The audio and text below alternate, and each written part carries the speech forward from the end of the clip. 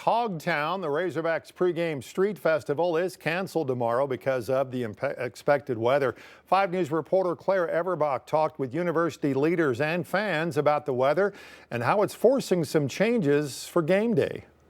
With thunderstorms, wind, and hail possible in Hog Country Saturday, Assistant Police Chief Matt Mills says one thing determines if the game will go on: lightning. When the lightning gets within 8 miles, we are required by SEC policy to clear the field and clear the stands. Mills says several departments work together in real time to make the safest call. We have a command post that is operational during the game.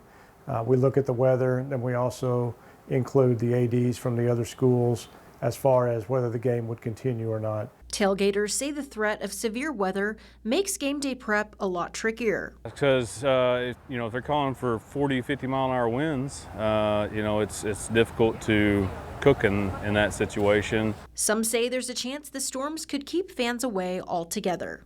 The turnout, too, so if we're anticipating 50, 60 people at our tailgate with the storms, it maybe nobody shows up.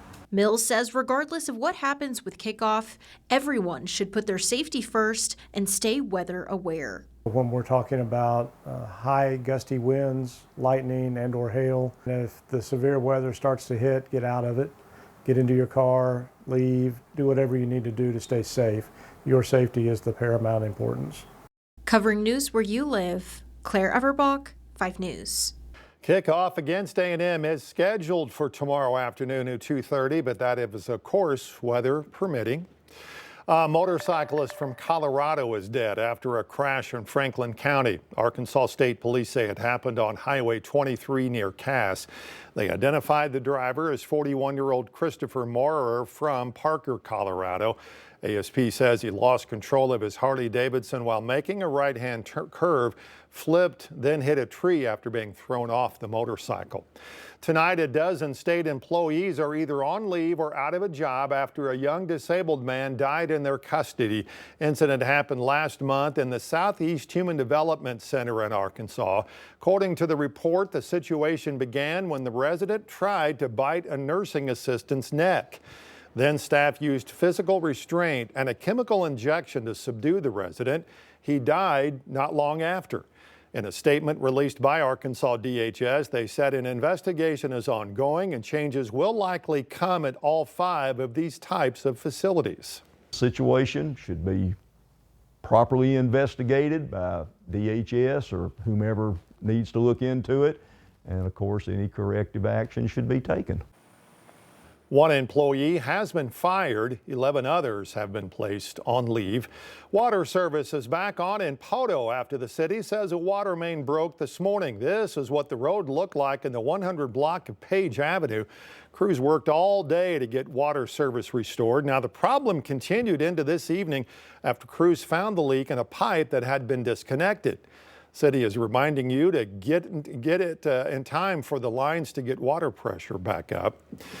New at 10, a newly released report says Arkansas ranks in the top 5 states with the highest obesity levels. The study from the Trust for America's Health organization says the natural state also ranks top 3 in the percent of physically inactive adults and males with obesity. Report says 38.9% of adults in Arkansas are obese. Professor Michael Thompson at the UAMS College of Public Health in Little Rock says the focus for that number to go down is nutrition and eating healthier. Today, Americans spend more than 50 cents of every food dollar on food away from home. And what that means is we're eating lots of things that are highly processed, energy dense, engineered to taste delicious, but that can lead to health problems and excess weight gain. But Thompson says there's some things Arkansas is doing right now that could help the state decrease that ranking. Things like giving students more access to nutritious meals at schools and creating more multi-use trail systems that make getting exercise a whole lot easier. Probably seen the commercials already, but the annual 5 News Give Where You Live food drive is back, and we're partnering with Harps to help restock local food pantries.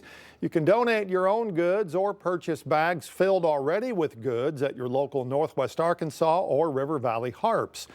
There's a collection box at the front of the store at each location where you can drop off your donations.